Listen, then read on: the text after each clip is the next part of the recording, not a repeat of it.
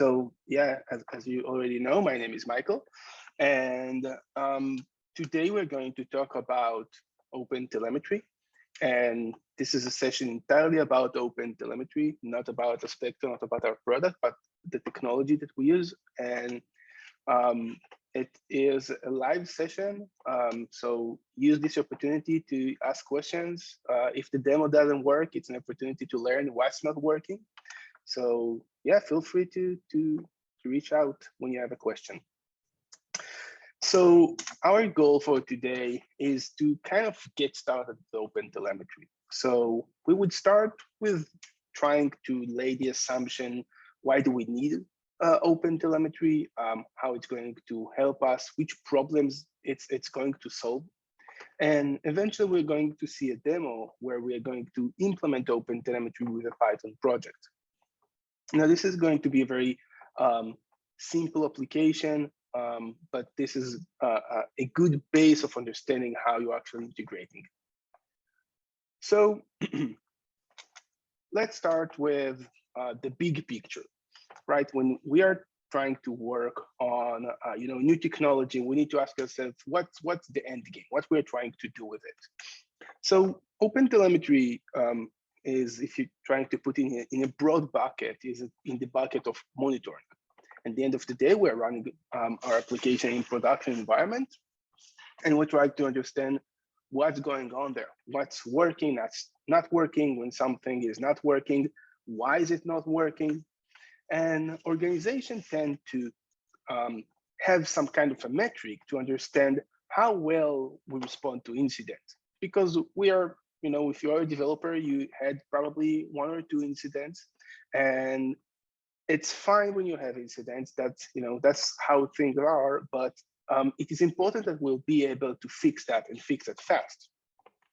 So organizations tend to measure the MTTR, the mean time to resolve, mean time to resolution. So from the moment that I have an incident, how fast can I fix it? And in order to do that, you basically need to have 2 things. You need to know that you have an incident. That's step number 1.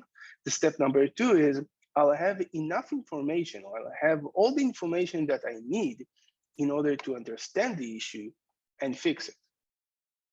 So OpenTelemetry is going to play to those things. How can I detect something and how can I fix it? And we're going to do it by reviewing a common incident. And I'll start without speaking about OpenTelemetry and in a more monolithic approach. And then we'll try to change this approach to more distributed approach. And we will see, why do we need OpenTelemetry? And what is the missing piece that led to OpenTelemetry being so trendy and had this growth? So this is very simple application, a very simple architecture. We have some front end that is communicating with the coolest service ever. And the service then queries the MySQL to write data, to delete data, I don't know what. So when we're talking about incidents, it usually starts with an alert. Talking about an alert, we basically have 2 types of alert, 2 alerts that are being generated from 2 different data types. The first one is the metric approach. So talking about metrics, we are collecting all kind of numeric data points about our system health. We're trying to understand whether the system is working as expected, with setting this boundary of what is working okay and what is not working okay. So if my database is having 100 CPU, 100% CPU, that's probably not good. And if I have an increase of HTTP 500s, that means something is not performing as expected. So we are taking this metric and converting it to alert in order to understand that something is not working as expected. Now, you try to think, if you're a developer or DevOps, when you have a metric and you have an alert based on these metrics, and you know that your MySQL has high CPU, what is your next step? what is the action item that you're going to take because of this alert? So probably you have tons of options out there, right? It could be that there is an increase of queries to the database. It could be that there is something else running on the MySQL database causing this to be with a high CPU. Or maybe there is a bad deployment and the CPU, the query that are running are not efficient. So we have a lot of options, and we usually have this high level understanding of something is wrong. The next type of alert that I want to talk about is not metric-based, is log-based. So when the coolest service ever is going to write to the database, it would know if it was successful or failed. And we can write it to our log, and based on our log, we can write an alert. So now, if you're thinking about what your action item, when you have an alert based on logs, you actually have a bit more specific action item that you're going to take. So when you threw an exception, when you add an error in your code, it was from a very, very specific line of code. Usually you would have the stack trace. You would know which line of code led to this error. And now you can look at the code and look at the stack trace and try to figure out the story here. You can start to understand what is a story that led to this specific error. So in a sense, logs are a bit lower level data about the issue that we have, because it's not talking about the overall system health. It's talking about a very specific transaction, a very specific line of code where I had this issue. So I'm assuming you have tons of experience with metrics, with logs. It's probably not something that's new. So just to summarize it, logs give us this high level, this low level thing, metrics the high level thing. And now let's try to make things a bit more complex. So people started to do distributed systems, microservices, Lambda function, containers. And when talking about distributed systems, our incidents, our errors, our problems are also distributed.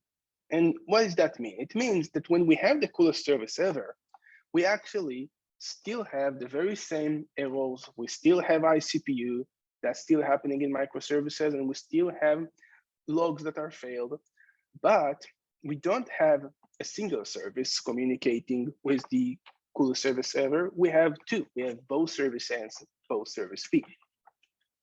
Now let's say that you're looking at the log that we didn't manage to write to the database. It was a failed query that we ran. Now, looking at this diagram, you have three options. Either it's the problem in the coolest service ever. That means that both the service A communication and service B communication are going to be failed, or it is a specific issue to service A, or it's a specific issue to service B. Now, if you're a developer, and as we said, we want to resolve issues and resolve them fast, that means that we need to dive to the right service. We need to look at the right portion of the code. So if I were to tell you, hey, listen, I know for a fact that service A to the coolest service ever communication works well, but the service B, this communication is failed, this is going to give you a very important clue to start investigating probably service B. So in a sense, by understanding the context, by understanding the relation between services, we were able to look at the right service to know which is the component that we need to investigate it. Now, things are even a bit more complex with distributed systems, because usually you don't have like only 3, you have 30, but you have an additional layer of complexity, is that in some cases, or even many cases, services wouldn't communicate directly with one another. So what would happen is service A would communicate with Kafka with some queue, and service B would also communicate with a Kafka or some queue or something of that sort, or RabbitMQ. So both services are sending events to the same message broker, but the coolest service ever is consuming a message. And in some cases, when the coolest service ever is consuming a message, it doesn't even know who the producer was. So when you starting to have in your architecture an async messaging pattern, you even have more complexity, and even getting more complex to have this understanding of who is communicating with who. So this is the portion of this talk where I try to convince you that we do have a problem. And the problem is simply when we took our application apart, we also took the incident apart, and we need to start to think about it. So if logs are too low level to understand those kind of incidents, and metrics are too high level, and with logs, it's very hard to correlate between services, and with metric, it's impossible to correlate between them. We need something new. We need something in the middle, something in between the log and the metric to allow us to correlate between different services. And this is where traces, or distributed traces to be more accurate, are coming into play. So let me start, before I'm jumping to explain you what is OpenTelemetry and how it works and all of that, let me start just showing you what a trace looks like. So this is Jaeger UI. It's an open source tool that can display traces. And you can see here a trace. So if we focus on the left-hand side of the screen, we would find this tree view that is telling us a story. And this is the story of, before I showed you this diagram of services communicating with one another, this is the story in Jaeger UI. So you can see here that we have the order service, and we got an API call to purchase order. And then because of this API call, we got an API call to order service to verify the user. So order service sent an API call, an external API call to verify the user, and that was received in the user service. And after that's done, the order service communicated with the stock server to update the stock, and the stock service eventually ran some DB query, and then we had more DB queries.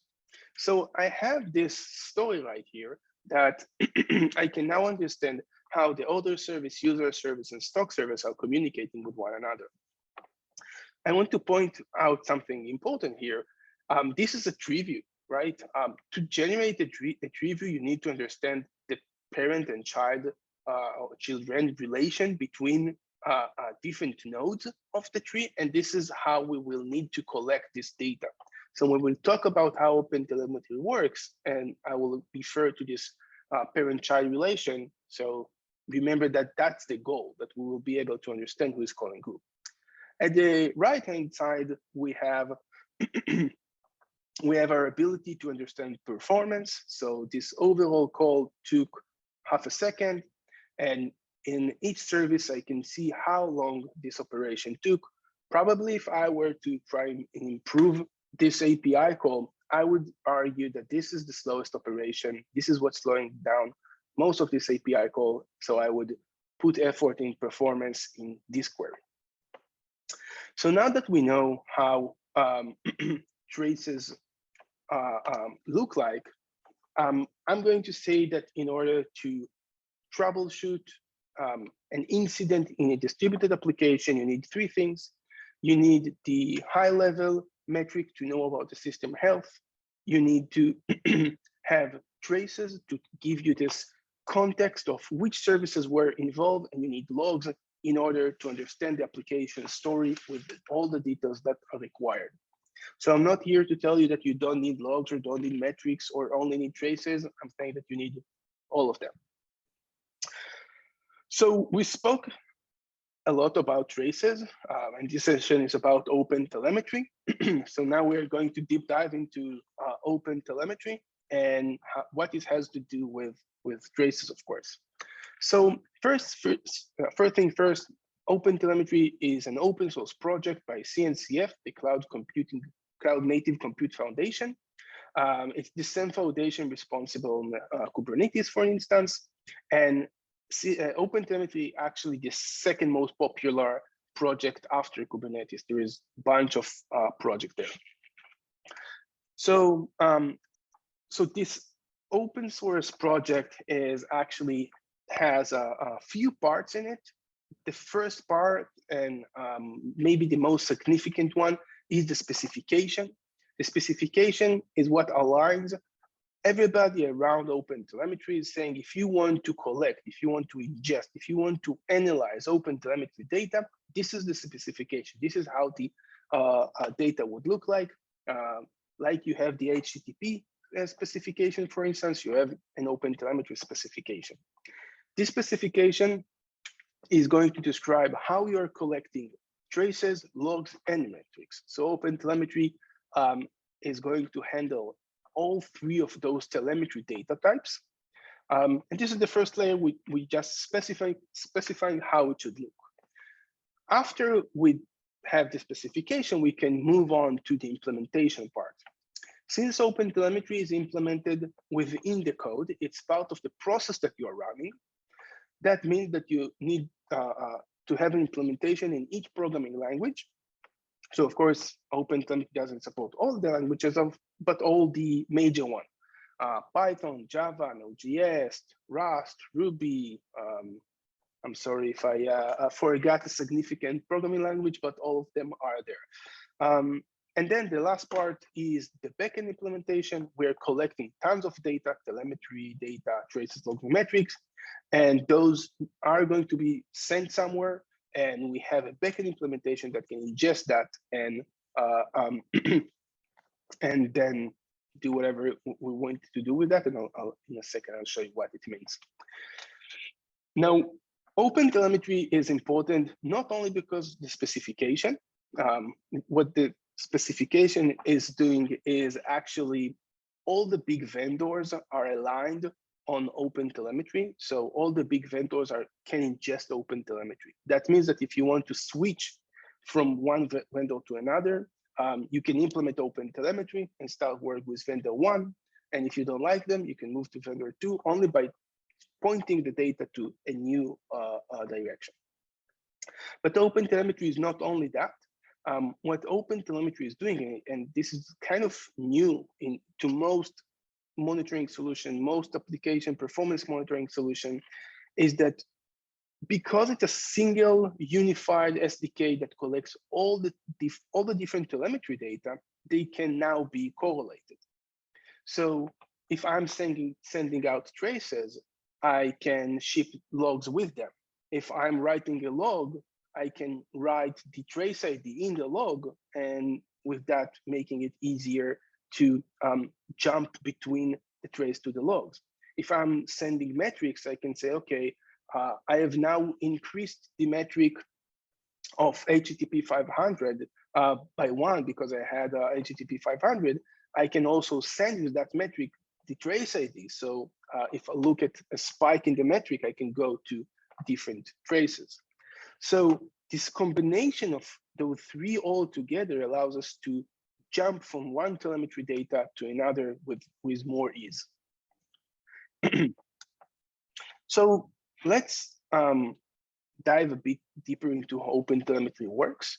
I'll start by kind of show you the OpenTelemetry stack, like what are the different components that you need to run in order to run OpenTelemetry. Then we talk about, in general, how the SDK works, the SDK, the part that you implement in your code, and eventually we'll have a demo. So the first part of the OpenTelemetry stack you already have. This is your application. The application that you develop, you have a bunch of services, but what you need to do with them, you need to take the OpenTelemetry SDK and implement it in that service. Depending on the programming language, it's going to be easier or harder. specifically with Python, it's very, very easy to the point that it's almost annoying because it's too easy to just put it out there. So when you start to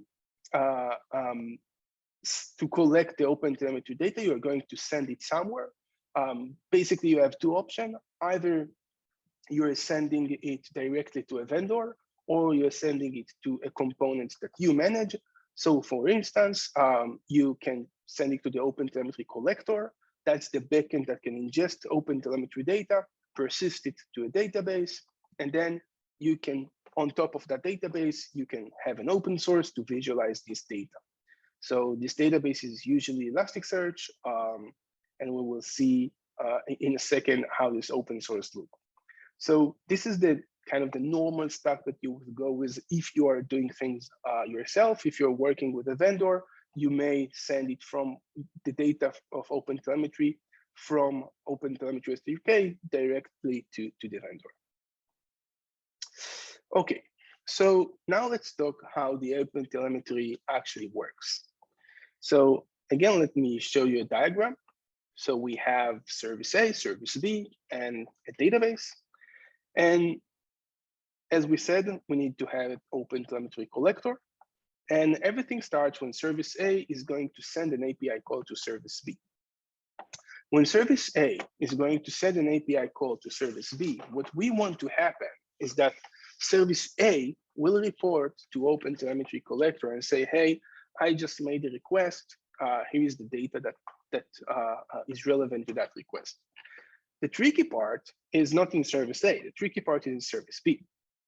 When service B is getting the API call from service A, it needs to know that it got the API call from service A. I need to know that when I'm reporting something from service B, I am now a child of what happened in service A. And circling back to what I said about the tree view earlier, this is where we need to understand who is the parent and who is the child. So what OpenTelemetry is doing, when we are sending an API call or any kind of a network activity, when we are doing that over the network, we're actually using, in this case, HTTP, we're using the headers to inject the OpenTelemetry context. Basically, we're going to extend the headers and say, hey, whoever received that, please know that you are the parent of what happened in service A. So service A is sending an API call to service B, and it's reporting a trace. Now we're talking about trace ID number 1. We are reporting a span. So event in OpenTelemetry is a span, and we don't refer it as events because they do have a duration. So a start in a specific time and a span over a specific time. So trace ID number 1, span ID 55, and we have no parent. We are the first thing that happened. So we are the root of this trace. And this trace ID 1 and span ID 55 are being injected to the OpenTelemetry context in the header. When service A and when service B is going to report, hey, I got an API call from service A, it's going to use the same trace ID and use span ID, which is span ID 66, but it's going to say, hey, my parent is 55, and then we can start to draw our trace as we saw earlier. And the same goes to our DB query. This time the parent is 66 because it happened because the API called the service B got, and we have the same trace ID and a new span ID. Michael, we have a few questions. This might be relevant here. So first of all, in this example, we're showing an HTTP call. Does OpenTelemetry relevant only for HTTP, or can we use other different other methods of communication? Yeah, good question. So every type of communication that allows you to inject metadata can be used automatically with OpenTelemetry. Most communication that you would use do have metadata. So HTTP, gRPC, Kafka, RabbitMQ, SQS, all of those do support that.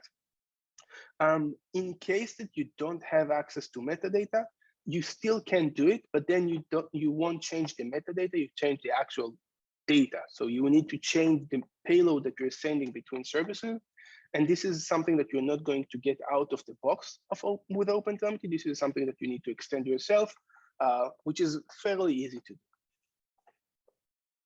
Nice. Second question that I got privately. You are talking here about an SDK, installing OpenTelemetry within the service. Obviously, there are methods to collect outside the service, like Service Mesh Envoy and so on. Is it possible to use OpenTelemetry this way? And if yes, what would be the difference? Yeah, so talking about Service Mesh, this is where when you communicate between service A to service B, you're actually going through another network component, such as Istio, and those can produce spans.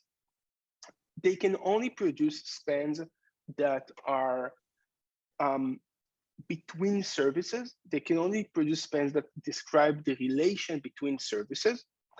And so you want to be able to see the DB query. You want to be able to see how you communicate with Redis, for instance. And actually, when you have a long trace with multiple hops, you still need the internal OpenTelemetry, the internal SDK OpenTelemetry in order to propagate the context. So Istio, so Service Mesh are good to give you the whole picture, but they don't replace the SDK.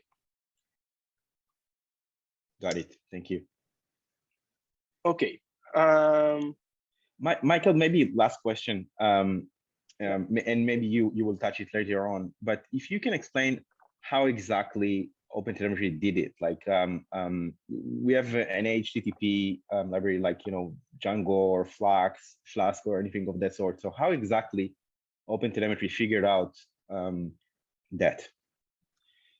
So what OpenTelemetry is doing, they actually, in different programming language, they would attach to the library, to the Flask, for instance, or Fast API.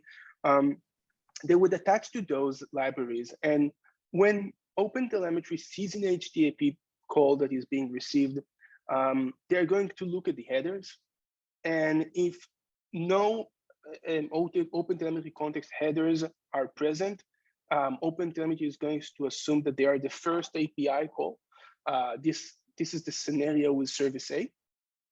The same goes when you have an HTTP outgoing call. So then OpenTelemetry would inject the context, and Service B is going to look at that context and extract it. So you always look at the headers to determine whether you are the first one or you should respect the context that was already there. So OpenTelemetry will automatically work with Flask or anything of that sort to figure that out?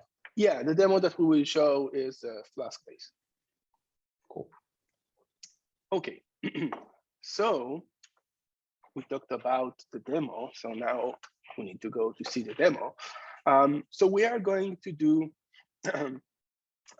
two things. We are going to send some traces to Jaeger, and we are going to correlate our loads to our traces. So let me share with you my application. So as you can see here, I have a very simple application. I have a to-do service, and I have a user service. We can start by looking at the user service right here. And the user service is a very, very simple Flask application. And it exposes a user profile endpoint, and it would just return this JSON. A very, very simple service. And as you can see here, we don't have anything related to OpenTelemetry, and we will see in a second that even with that we don't have OpenTelemetry, right here, we will be able to see the spans that are happening right here. Okay, so now let's look at the to-do application. So our to-do application is a bit more interesting. Still, we have a Flask application. We have a get user method, which is communicating with the other service, the service that we saw earlier. And we have two interesting endpoints here. We have endpoint to return all the different to-dos. We are fetching the user to simulate authentication. We are fetching some to-dos from a mock, and then we are just printing it back to the to the client to communicate it with us. If we're talking on to-do/ID, when we're trying to fetch a specific ID, still trying to fetch the user, and getting from our mock our specific ID, and then responding with that. So I did here a very complex logic. So if the ID is 5, I'm going to throw an exception, and this exception is going to be thrown only after I print some trace data. So this is the outline of this application. This is the story. Now let's you know what? Let's first see that everything is running and working. So I am spinning up a Docker Compose. Let's review this Docker Compose. I have here the user service, which I am building right here and exposing at 500. I have the to-do service, which I'm exposing at 5,000, 5,001. And also building it here. And I'm exposing Jaeger all-in-one, which means it excludes, including the entire stack of Jaeger, which knows both how to ingest tracing data and also how to visualize them. So we have our to-do application here, and you can see here I call to-do and I got a bunch of to-do.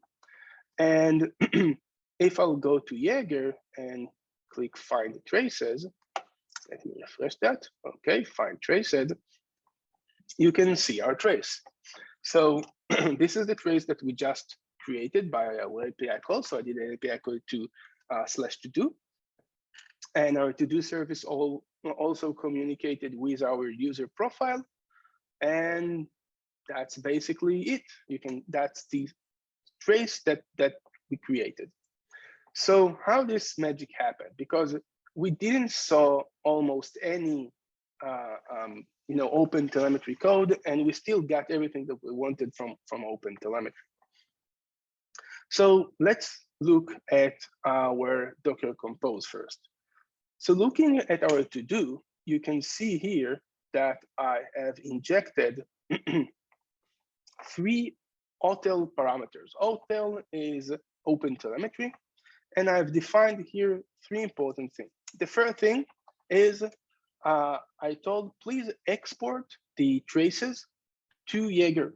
Use the Jaeger format, the Jaeger exporter. So OpenTelemetry is creating spans, and then it needs to export it somewhere.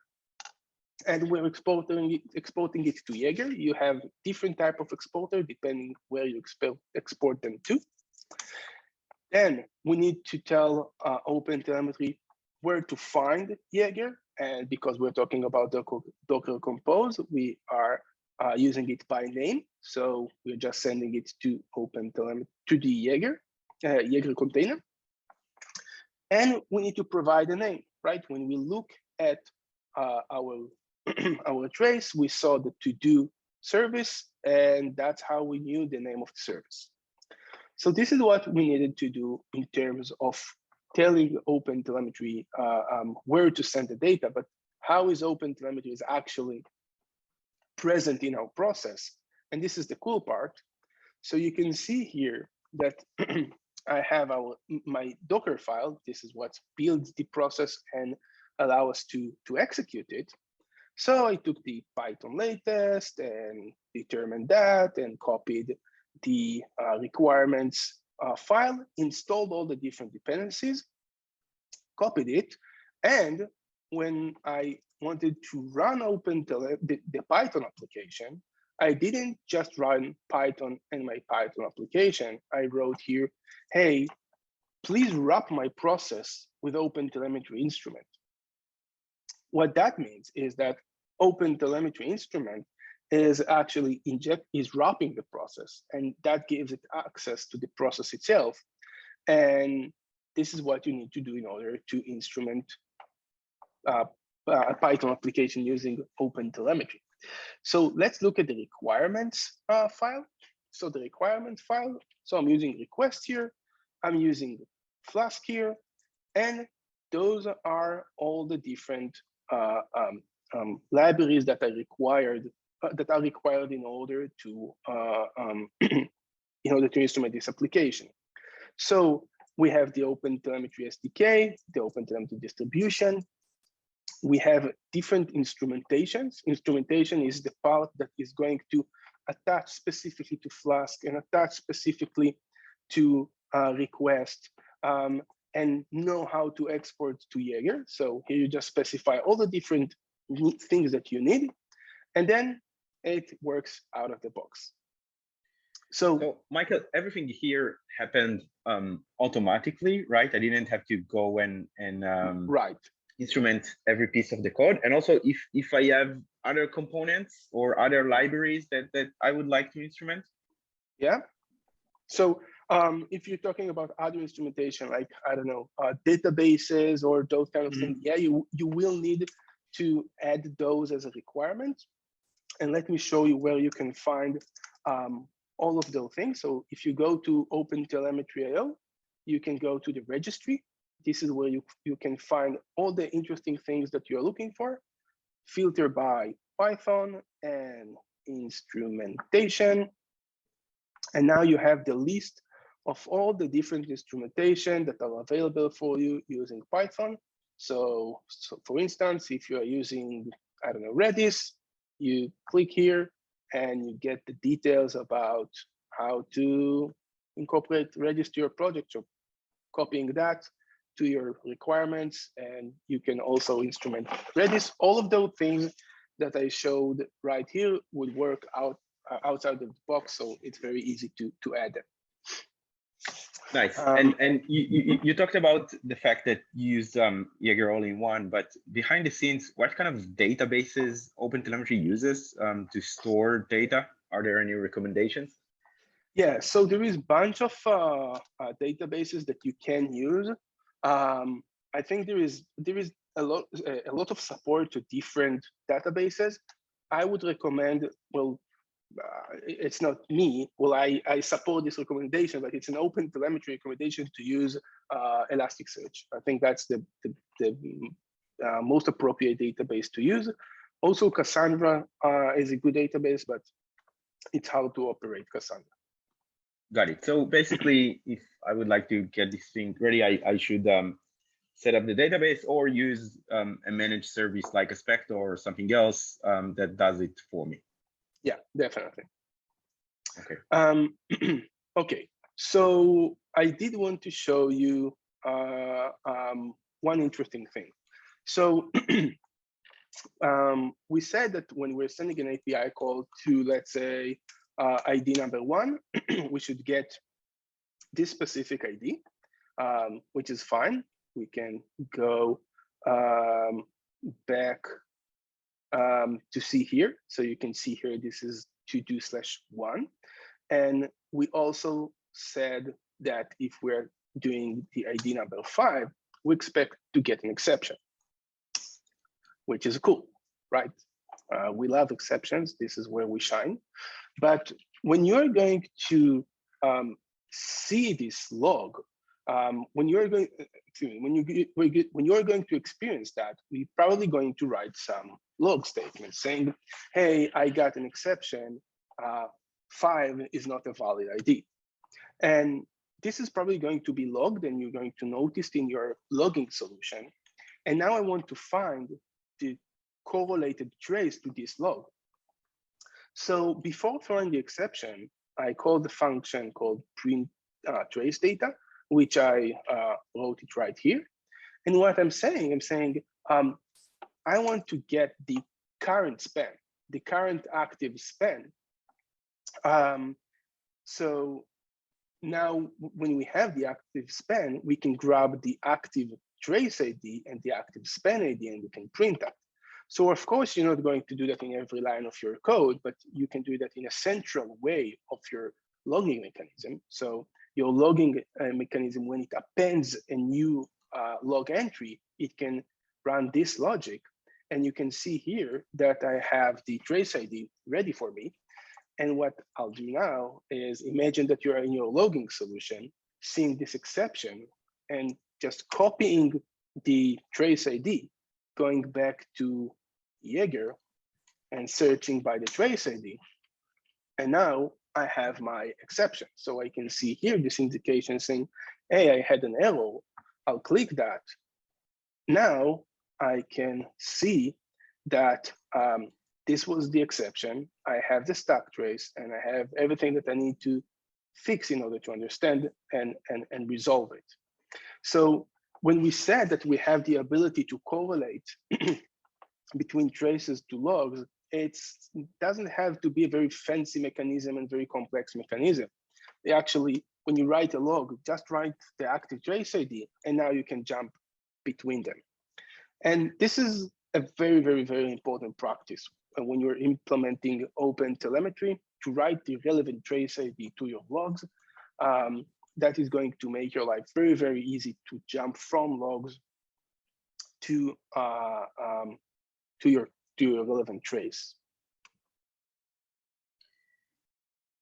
Nice. We actually have a very general question, and this is something that we hear a lot because folks are seeing a lot of projects out there, CNCF projects. If you can very quickly explain the difference between Prometheus and OpenTelemetry. Yeah, sure. So Prometheus is eventually a database, which is very, very good at storing metrics. So you would use that anytime that you want to use a metric database, and OpenTelemetry can produce metrics that you collect. So the relation between OpenTelemetry and Prometheus is that OpenTelemetry is going to produce the metrics, and then they're going to get stored in Prometheus, and then that's the relation. The same way that you would put logs in your Elastic or traces in your Elasticsearch. So that's a database, and that's a producer to this data. Got it. And if you can share something a little bit about performance, what is going to be the impact or the overhead for using OpenTelemetry? Yeah. So anytime that you're instrumenting your application, there is an overhead. That's given. It's not going to affect your memory in any significant way. It's not going to affect your CPU that much. OpenTelemetry is mostly wrapping method. It's not running a lot of logic. The only bottleneck that is going to affect is the network part of it. So you are producing more network. So depending on your application, it may affect or may not affect your process. Most customers that we met didn't have a performance issue or performance degradation because of OpenTelemetry. So unless you are very, very high scale, very network intense application, I wouldn't worry that much. And maybe it's a good point to mention that if you are something like that, there are some solutions to that as well. That Aspecto is very much invested into it around creating some smart sampling and other methods, so you could operate OpenTelemetry in scale. That might lead us to another question I got from Omer privately about where, just a general question, where Aspecto fits in. We saw Jaeger, so what exactly Aspecto does as part of this game?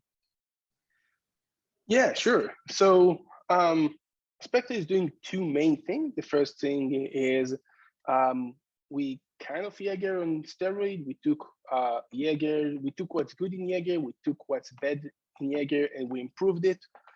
So it would be easier to find the trace, easier to understand the trace, more developer friendly. So that's the first part of Aspecto. The second part is OpenTelemetry is very easy to get started with. But when you grow and your application is getting more complex and you're starting to send more and more data, you are going to find obstacles like collecting too much data and just lost there. So we're very good at actually saving only the data that you actually need, so you won't need to persist data that you are not interested in. Cool. Okay, folks, feel free to send more questions while Michael is wrapping it up. Go ahead, Michael. Yeah, so to wrap it up, so we were able to collect traces. We were able to correlate the traces with some logs, and OpenTelemetry can also collect metrics. I didn't show it in this demo, but it's very, very simple. So you can collect all three of them, and this is everything that you need, to resolve the issue. So it's very, very simple and easy to use. I do want to say two things. So the first thing is we love to talk about OpenTelemetry. So if you enjoyed this session, we have an OpenTelemetry bootcamp, again, free, vendor neutral, 6 hours where we talk a lot about OpenTelemetry, from the very basics like today to more advanced stuff. So you can definitely go ahead and check it out. And if you are interested to hear more about Aspecto, you can stay after the question section. We would love to talk to you about our product. And yeah, if you have any questions, feel free. Two questions. First of all, something technical, like, is the code that you just used today available for folks to look afterwards and play with? Yes, it is. I'll send the link in a second in the chat. Okay, cool. And more technical question. OpenTelemetry is fairly new. Obviously, it's been around for some time, but it's still new. How stable it is? How live is the Python community? Can folks rely on that and actually implement it in their production environment? Yeah, great question. So I think that it's first of all, it depends on the programming language that you use. I would say different programming languages have different support. So if you're using C++ or PHP, you're not going to find that good of support. Specifically, Python is quite mature. Node.js is very mature. So I wouldn't worry about running OpenTelemetry in production. I would, and from traces and metrics point of view, they're more stable than logs. Logs is still in very early stages, but most of what we need from OpenTelemetry is already stable, so I would definitely use it. Okay, nice. By the way, folks, I also sent in the chat, I'll send it again, a link to a Python and OpenTelemetry guide, a written guide that we wrote, so you can use that as well. And I sent in the chat the demo code that I just used. Cool. So that's it about OTel and Python. If folks would like to stay in, Michael will show a little bit more about Aspecto. Feel free to continue with us. Quickly, someone asked about Java, but yes, Java is definitely supported. It's one of the languages that are very advanced in OpenTelemetry. So go ahead, Michael, and thank you, everyone. Okay, so yeah, thank you very much. If you want to stay, we would be happy to show you. So a bit about Aspecto. So we are very early adopters of OpenTelemetry. It means that we are almost 2 years with OpenTelemetry, and we are contributing a lot and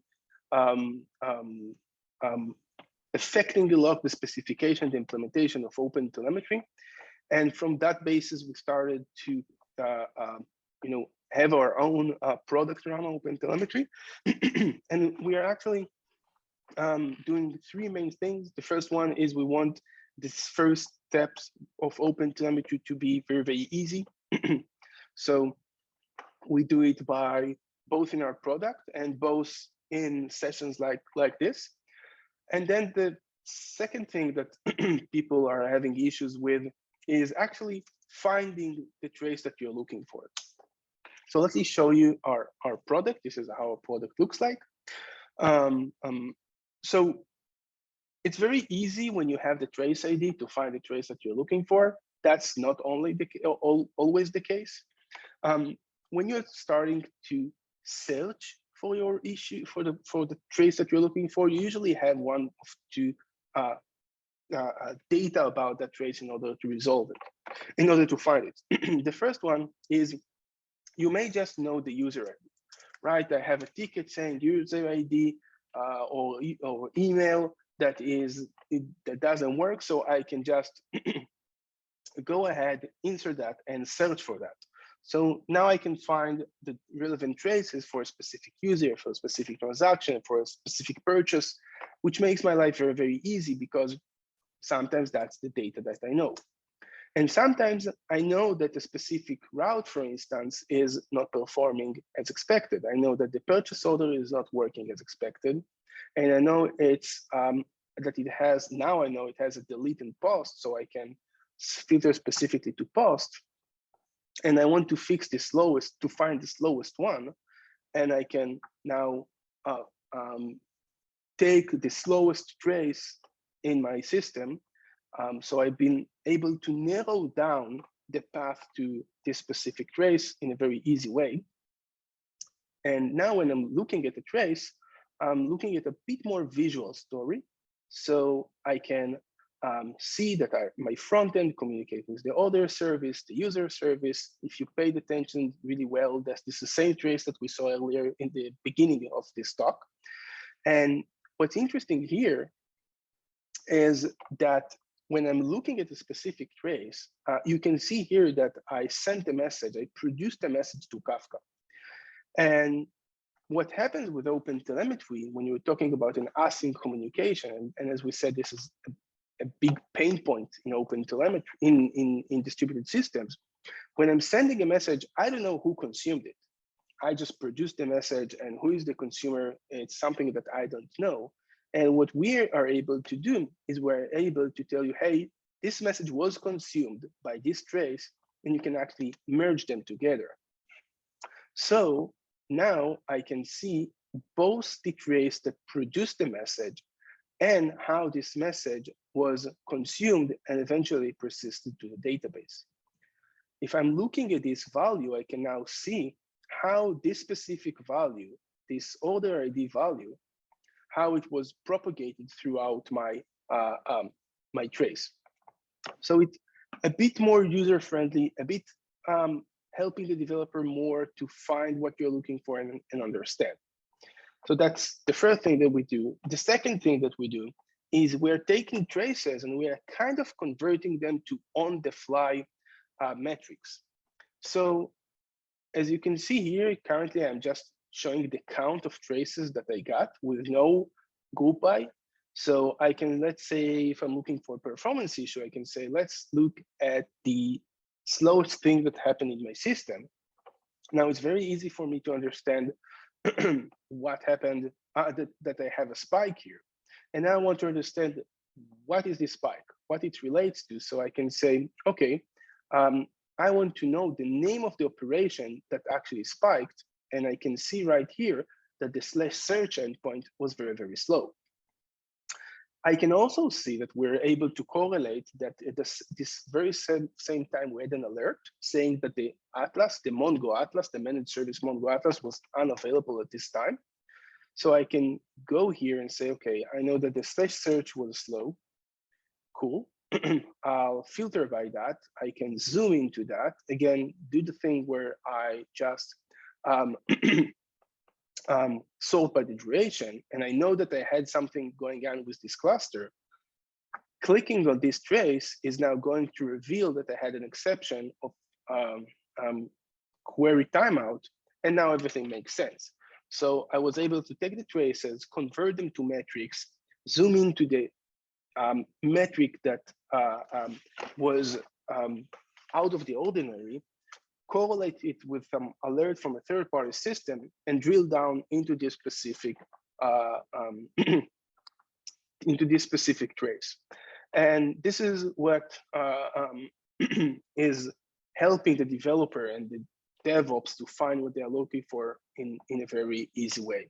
So this is where we are kind of different from OpenTelemetry, and I hope you found it interesting.